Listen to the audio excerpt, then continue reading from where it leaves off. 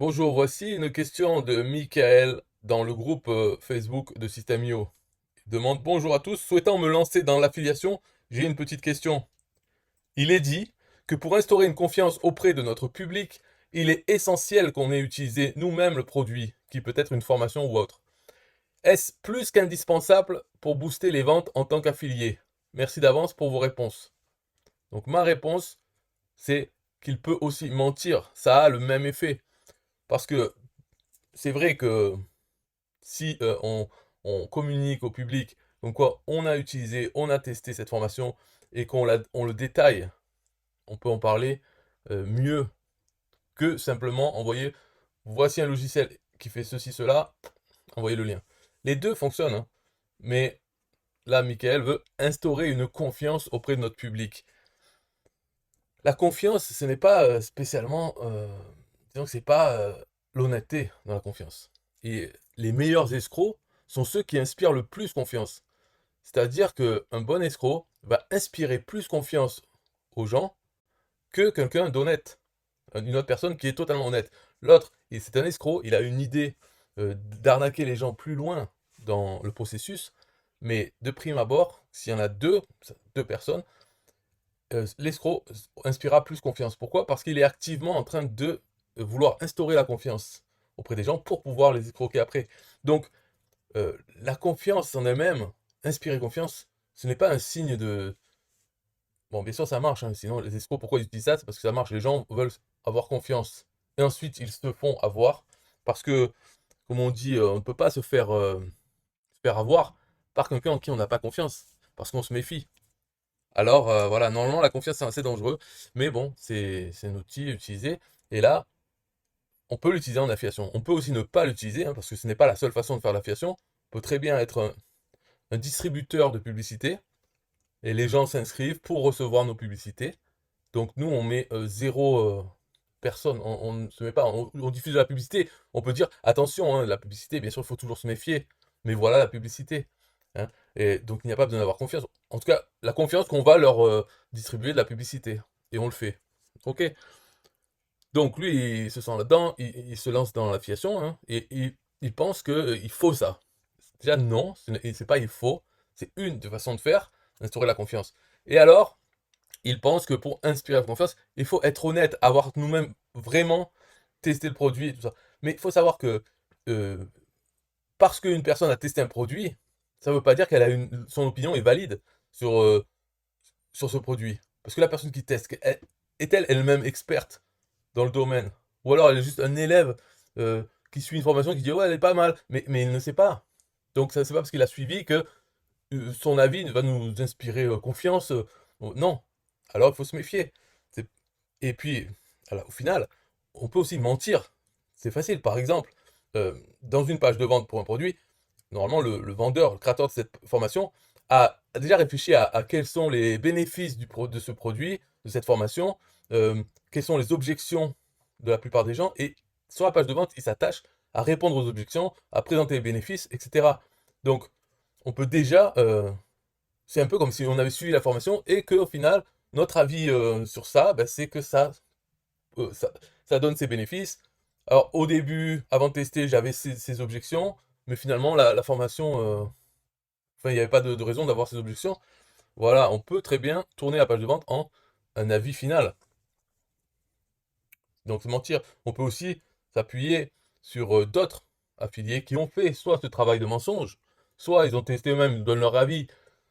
Leur avis, bon, il vaut ce qu'il vaut, hein, tout le monde a un avis. Alors on peut prendre, si on préfère prendre l'avis de quelqu'un d'autre. Donc on peut aussi très bien mentir, ou ne pas mentir, dire simplement, tiens, il y a ce produit, allez voir la page de présentation, faut pas dire la page de vente, la page de présentation de ce produit, voici le lien, les gens y vont et se font leur idée à partir de... Après on laisse le travail faire au créateur du produit, au vendeur de ce produit. Nous, en tant qu'affiliés, notre rôle, c'est d'envoyer du trafic vers une offre. Après, le rôle de celui qui fait l'offre, de la page de vente, c'est quoi son rôle? C'est de donner envie d'acheter le produit, de rendre l'offre irrésistible. Mais le rôle de l'affilié n'est pas de faire ça. C'est là où, quand Michael dit, il est dit que il faut inspirer une confiance. Non, c'est un choix de faire ça. C'est pas le rôle de base de l'affilié. C'est des gens qui font l'affiliation, ils veulent essayer de faire un peu le travail de l'offre, de la page de vente de l'offre, le faire un peu en amont eux-mêmes. Donc ils se rajoutent une petite partie du travail. Mais c'est pas leur rôle de vendre un produit. Parce que en fait, eux, ils n'en sont pas garants. Et ils peuvent se dire, ah, je l'ai testé, elle est bien. Mais si il y a un problème, le vendeur décide, je sais pas, un mois après dans un mois, sa formation ne marche plus, elle est cassée, il ne la met plus à jour, il ne rembourse pas les clients, etc. Là, l'affilié va dire quoi? Ah, moi, c'est pas moi.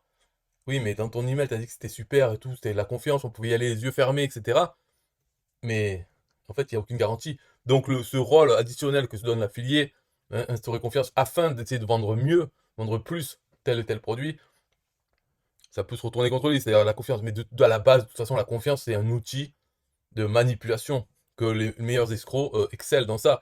Alors, je sais pas. Disons que c'est un effort supplémentaire à faire. Si on veut le faire, c'est un choix. Ce n'est pas une obligation d'affiliation de faire ça. C'est vrai que ça a des avantages pour vendre plus, mais c'est aussi du travail supplémentaire. Alors, est-ce que dans la balance, le travail supplémentaire par rapport au plus de ventes, est-ce que c'est vraiment ça compte? Sans doute, oui, sans doute.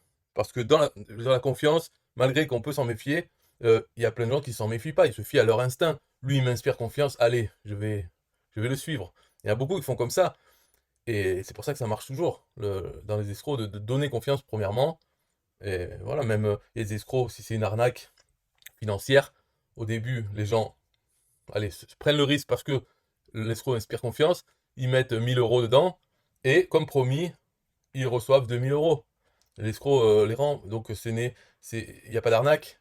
Alors la prochaine fois qu'un escroc revient avec cette fois-ci une opportunité à 10 000 € ou plus, ah, on est tenté, allez, la première fois ça a marché, je lui fais 100% confiance, je donne les 10 000 € et on les revoit plus. Voilà, c'est ça enfin, qui se passe à d'autres échelles.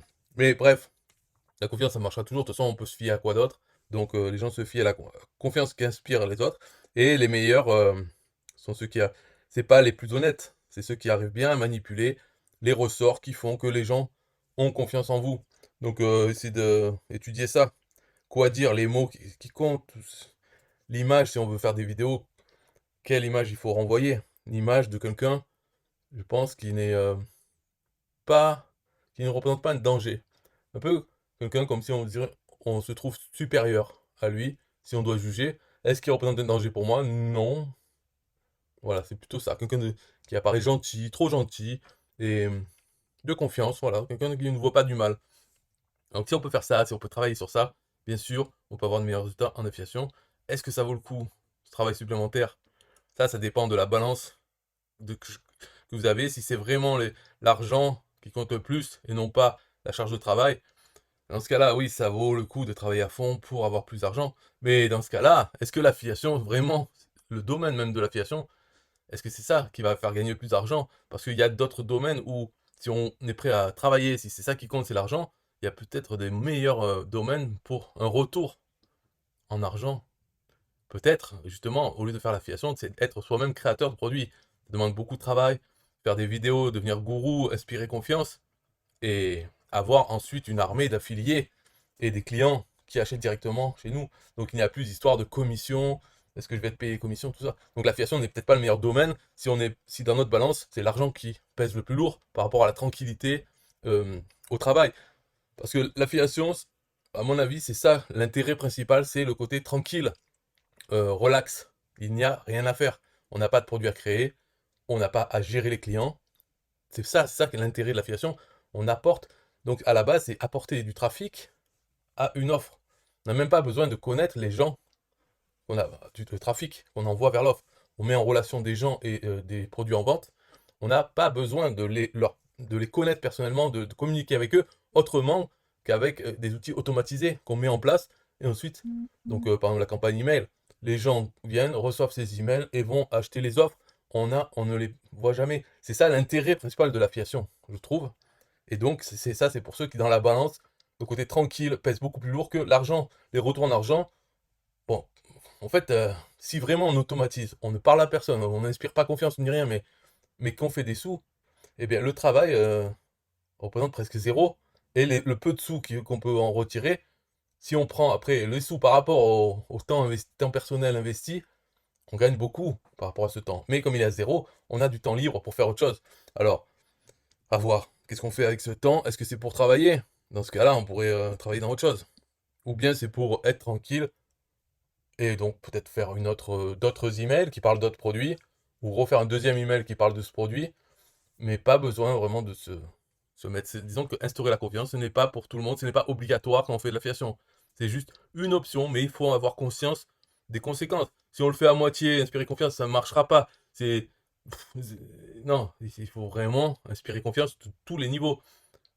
Se rendre disponible, apparaître en vidéo, ça c'est le mieux. Si on veut inspirer confiance, autant y aller à fond dans ça pour pouvoir inspirer confiance effectivement et avoir les bénéfices de ça. Pas en le faisant à moitié. Voilà. Donc c'est la réponse, j'ai dit on peut mentir, mais est-ce qu'on a vraiment envie de mentir un petit peu? Non, c'est à fond. Faut y aller à fond. Bye bye.